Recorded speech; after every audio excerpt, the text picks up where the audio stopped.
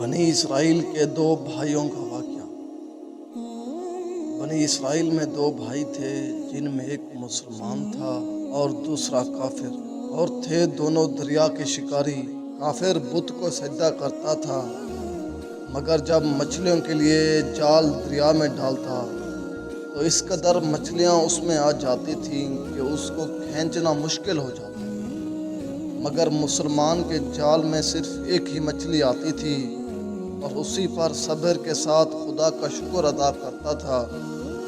اتفاقاً ایک روز اس مسلمان کی بیوی اپنے مکان کی چھت پر گئی تو اس کی نظر کافر کی بیوی پر پڑی، جو زیور اور بہترین لباس سے آراستہ تھی۔ یہ دیکھ کر اس مسلمان کی بیوی کے دل میں وسوسہ پیدا ہوا کہ کاش میں بھی ایسی ہی ہوتی۔ تو کافر کی بیوی بولی، تو اپنے شوہر کو آمادہ کر لے، وہ بھی میرے شوہر کے معبود یعنی بت کی عبادت کیا کرے، تاکہ تو بھی میری طرح مالدار ہو جائے۔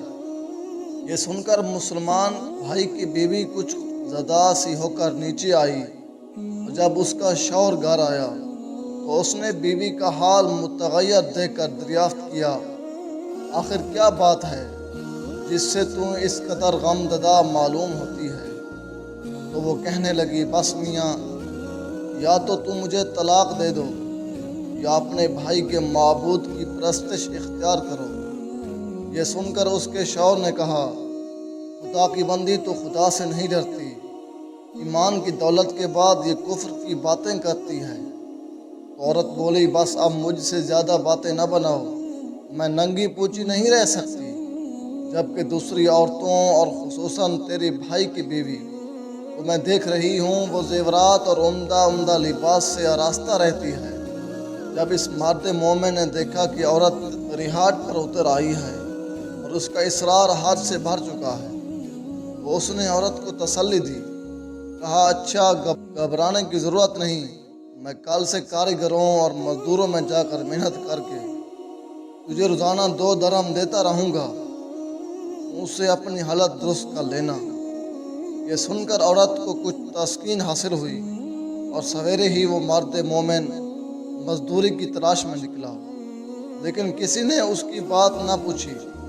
یہ دیکھ کر وہ دریا کے کنارے پہنچا اور شام تک اللہ تعالیٰ کی عبادت میں مصروف رہ کر رات کو جب گھر آیا تو بیوی نے دریافت کیا، آج تم کہاں تھے؟ وہ کہنے لگا، میں بادشاہ کی خدمت میں تھا، اس نے مجھ سے 30 دن کے کام کرنے کی شرط کی ہے۔ عورت بولی کہ آخر وہ بادشاہ تم کو کیا دے گا؟ اس نے جواب دیا کہ میرا بادشاہ بڑا کریم ہے، اس کے خزانے مال و دولت سے بھرے ہوئے ہیں، وہ مجھے وہ دے گا جو میں چاہوں گا۔ چنانچہ اسی طرح برابر وہ اپنے معبود برحق کی عبادت میں مصروف رہا۔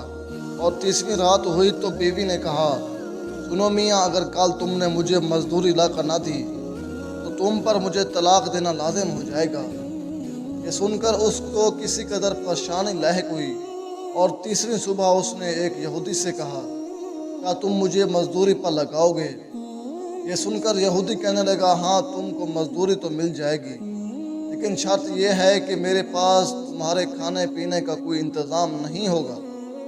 چنانچہ وہ مرد مومن روزے کی نیت کر کے یہودی کے ساتھ ہو لیا، اور اللہ تعالیٰ کے حکم سے حضرت جبرائیل علیہ السلام 29 اشرفیاں ایک نورانی طباق میں لے کر اس کی بیوی کے پاس پہنچے اور کہنے لگے، میں بادشاہ کا قاصد ہوں، اسی نے یہ اشرفیاں لے کر مجھ کو تیرے پاس بھیجا ہے اور فرمایا ہے کہ تیرا شوہر میرے کام میں تھا، ہم نے اس کو نہ چھوڑا یہاں تک کہ اسی نے ہم کو چھوڑ دیا اور یہودی کے پاس چلا گیا۔ اگر وہ ہمارا کام کرتا تو میں اس کو اور زیادہ اجرت دیتے، بس یہ ایک اشرفی کی کمی اسی وجہ سے ہوئی ہے۔ چنانچہ وہ عورت ان میں سے ایک اشرفی لے کر بازار گئی، جس پر لا الہ الا اللہ وحدہ لا شریک لہ لکھا ہوا تھا۔